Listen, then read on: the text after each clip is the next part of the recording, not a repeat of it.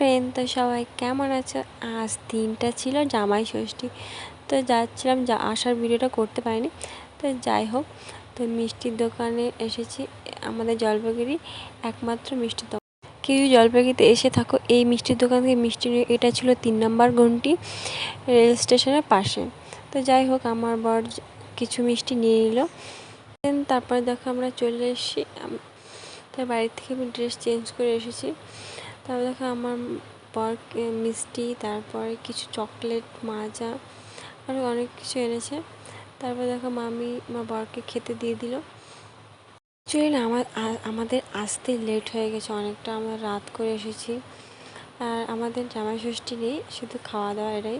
আর আমার বর বলছে দেখো আমাকে কত কিছু দিয়েছে, ওদেরকে এখনও দেয়নি। তুমি জামাই বলে কথা, তোমাকে তো দেবেই।